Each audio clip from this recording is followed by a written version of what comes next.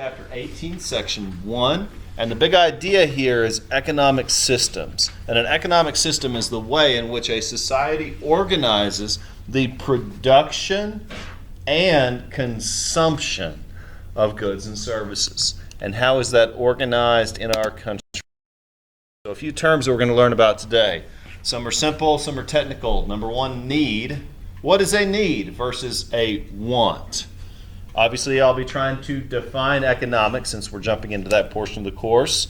Economics can be broken up into two whole courses. If you take this to the college level, you'll see microeconomics is usually the second part that is dealing with economics on the small scale, and then macroeconomics, which we'll be looking at both parts in this course, which is looking at economics on the big scale. You'll see examples of economic models, systems, and we'll certainly be talking about resources and the scarcity of those resources. So lots of big stuff today. Now, again, you'll see a number of academic terms like rational, capable, and generate. And so I believe that economics is important for all of our students to understand and gain a decent understanding of, because whether you understand it or not, politicians make decisions that affect the health and wealth of our economy, and economics is a key part of a political process that many people don't even consider when making decisions to vote.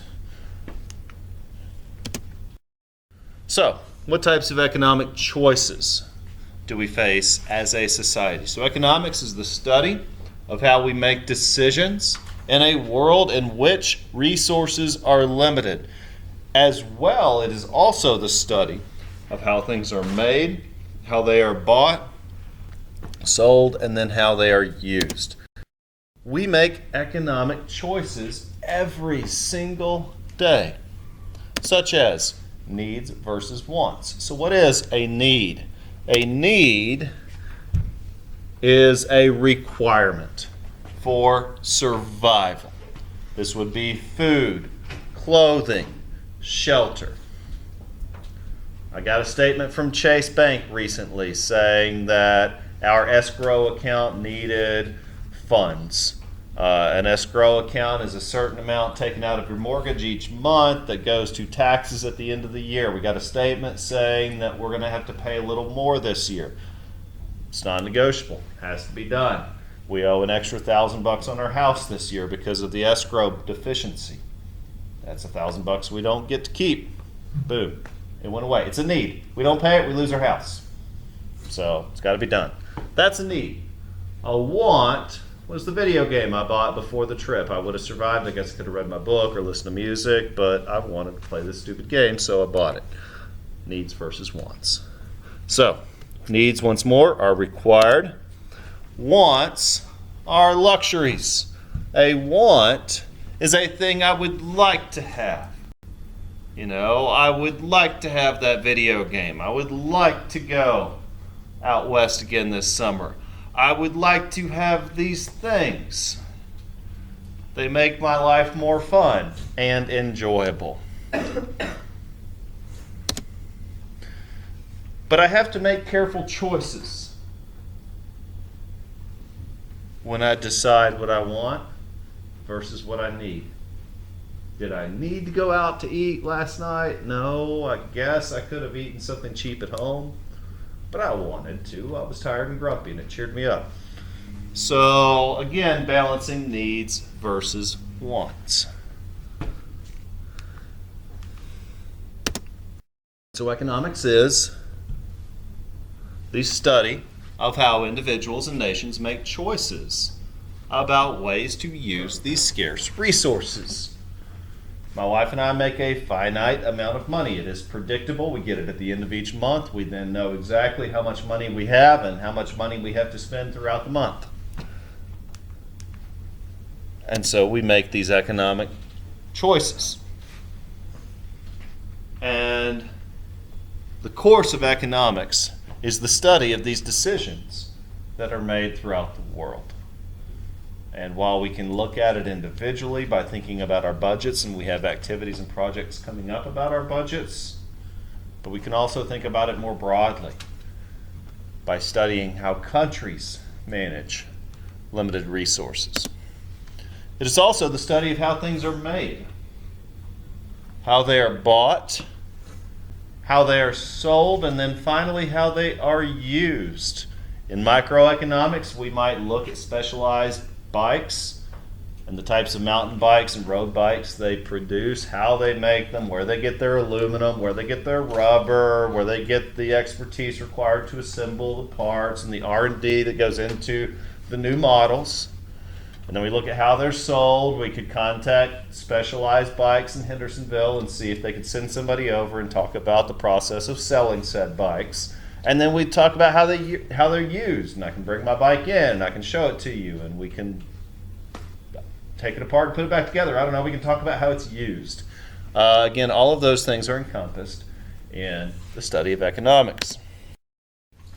But a few more terms that I want to define for you. Economic models. An economic model is a representation of the real world that economists use to describe how the economy behaves. So using a model, we can even predict how a product will perform in the future. If you want to go into a business, you need to study a model of similar businesses. Your jelly donut business that you're currently running, if you know that no one wants to buy jelly donuts, well, using that model, no one buys jelly donuts, that's probably a predictor that your business will fail. However, if you're going to go into bikes are very popular. Maybe that's a stable business, maybe there's room for growth, and so maybe there's room for you to open up a bike shop. The next one is microeconomics. Microeconomics is the study of economic behavior and decision-making by individuals and small businesses. I don't know if you've gotten to ride the Gorge zip line. I haven't yet myself, but I've heard it's really fun. It's right over there in Saluda, 15 minutes from here. You can hop on a zip line and ride way down into the Green River Gorge. I worked for that business. I ran a lot of their river trips back when they were just a tiny little family-owned shop that ran limited amounts of trips on the upper and lower Green Rivers. And I used to work for them. The year after I left, they expanded and opened up the Gorge Zip Line. It's huge. It's a multi-million-dollar investment that has made them lots and lots of money. And so now they are a much bigger business. Now you see them and hear them on radio advertisements, on television, on social media. They're all over the place. And so that was a careful economic decision that they made, that they did a lot of careful market research on. They hired a professional to do a market study to see if that type of business would be feasible, and then they invested millions of dollars to build that zip line, and now it makes tons of money. All of that encompasses the study of microeconomics. And then macroeconomics. Macroeconomics is the study of economic behavior and decision making by a government. So just this year, the United States government elected to pass one of the largest tax cuts in the past 30 years. It's a huge deal. And it affects you guys. My check went up by about $40, as did most Americans. Certain people saw bigger increases, certain people saw smaller increases, but the bottom line, it was a significant tax cut. And different people on different sides of the political aisle have various opinions about it. Some are excited about it, some are very concerned about it, and all of those discussions are encompassed in the field of macroeconomics. So once more, microeconomics is the small picture. Macroeconomics is the big picture. And like we were discussing at the beginning of this chapter, the United States functions on free enterprise capitalism. That means on the small scale, if one of you were into sewing and you liked knitting blankets and you discovered that people like to buy your blankets, The more of them you can make and the more of them you can sell, kudos. Make as many as you want, sell as many as you want, sky's the limit. All you got to do is find something that people want, provide that thing, charge money for it, and boom, you have a business. That's called free enterprise capitalism.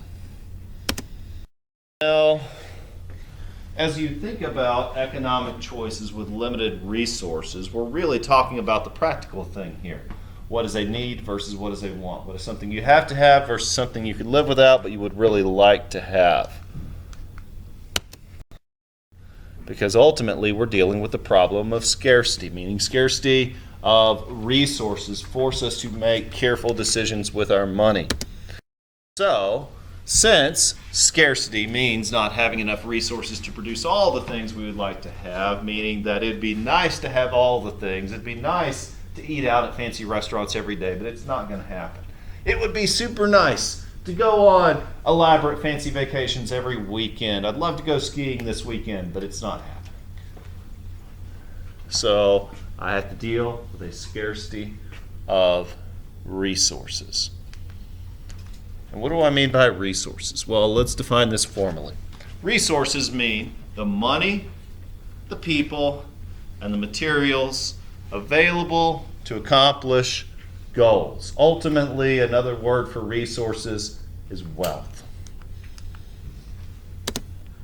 Even on the big scale, no country has unlimited resources. Every country has to make economic decisions dealing with scarcity. Even the United States. There's two basic types of resources. There are natural resources, timber, oil, coal. And there are human resources, labor, workers. That's why the employment department of any corporation or public sector is going to be called human resources. They have to make choices. They have to balance what to produce versus what not to produce. What they choose to produce must balance the problems that it creates because they're going to have to choose not to produce something as a result versus the benefits that it creates. Over the weekend we had to buy a new washer and dryer. Ours tore up. And so we had to balance. It'd be nice to have the fancy front-loading washers, but in our experience, those tore up a lot. And so while they're quieter and they're energy efficient, that's wonderful. But we wound up buying the 20-year-old model. Why? Because it's time-tested. It's going to hopefully last longer than the old one did. And so that money that we spend on that washer and dryer, we can't have it back. It's spent. It's nearly $1,000 that's gone. That now is going to be $1,000 we can't spend on other things.